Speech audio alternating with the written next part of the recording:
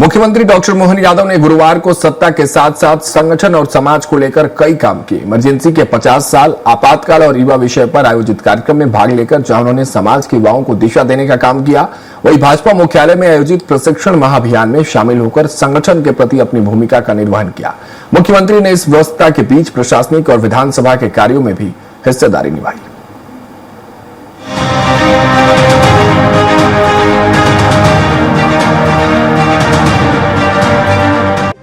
मुख्यमंत्री डॉक्टर मोहन यादव गुरुवार को भोपाल में भाजपा के प्रदेश मुख्यालय दीनदयाल परिसर में आयोजित पंडित दीनदयाल उपाध्याय प्रशिक्षण महाअभियान में शामिल हुए।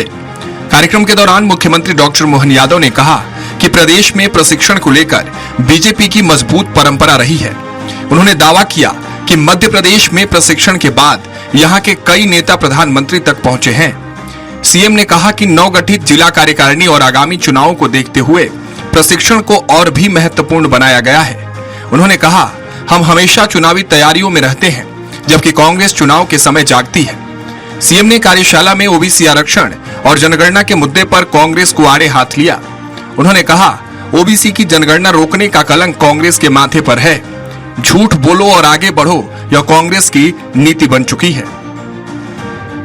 देखिए, कांग्रेस तो हमेशा झूठ बोलो आगे बढ़ो इसी भाव से चलती है और कांग्रेस के झूठ को जनता जानती है। इसलिए चुनाव में आकर के कांग्रेस को इसकी मुंह की खाना। कांग्रेस ने 1971 में गरीबी हटाने की बात करी, गरीबी हटी नहीं, कांग्रेस लगातार बेवकूफ बनाती गई।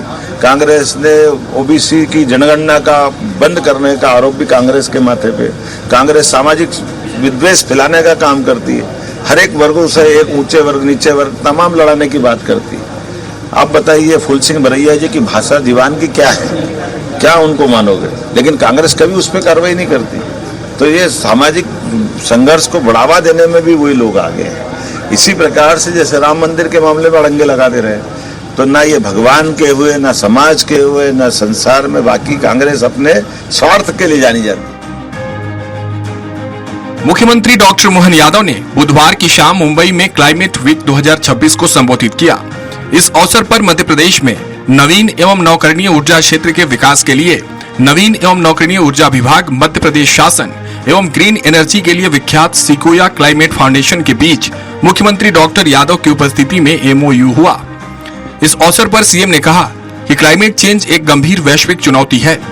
क्लाइमेट चेंज मानव अस्तित्व, आर्थिक स्थिरता और भावी पीढ़ियों के भविष्य से जुड़ा प्रश्न है। उन्होंने कहा कि सतत विकास की राह में हम पर्यावरण की अनदेखी नहीं कर सकते हैं। विकास और पर्यावरण संरक्षण के बीच संतुलन स्थापित करना ही प्रगति का मूल आधार है। मुख्यमंत्री डॉक्टर यादव ने जोर देकर कहा कि क्लाइमेट चेंज के मामले में ठोस और समयबद्ध समाधान पर काम करना आज की जरूरत है। हम अपने राज्य को अगर वित्तीय व्यवस्थाओं में अलग अलग क्षेत्रों में आगे बढ़ाना चाहते हैं, तो निवेशकों के लिए पहली जरूरत रहती है कि हम उस राज्य से व्यापार व्यवसाय तो करें, लेकिन व्यापार व्यवसाय के साथ एक बड़ी बात, भरोसे के साथ उस राज्य के मुखिया का भरोसा भी चाहिए, ताकि हम पैसा लगाएं तो सुरक्षित पर रहना चाहिए ना।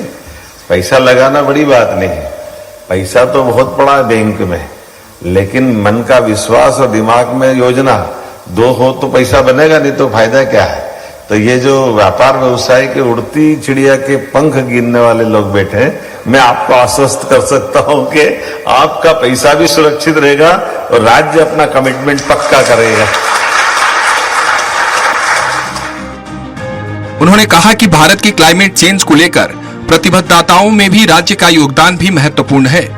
मध्य प्रदेश क्लाइमेट चेंज से निपटने में सर्वाधिक नवकरणीय ऊर्जा का उत्पादक बन लीडर की भूमिका में है।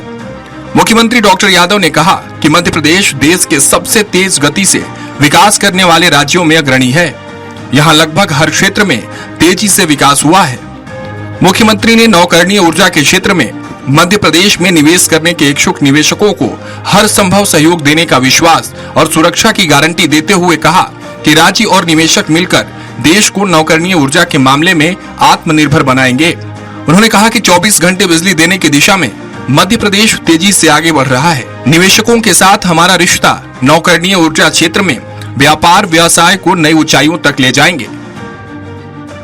आज हम अपने राज्य के अंदर भी नवकरणीय ऊर्जा से, खास करके सोलर एनर्जी से ना, 24 घंटे बैटरी स्टोरेज के आधार पर बिजली को हम खपाने के लिए, उसके लिए व्यापार का माहौल बनाने के लिए तैयार है।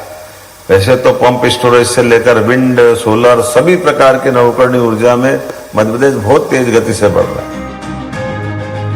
Bureau report, Swaraj express, Bhopal.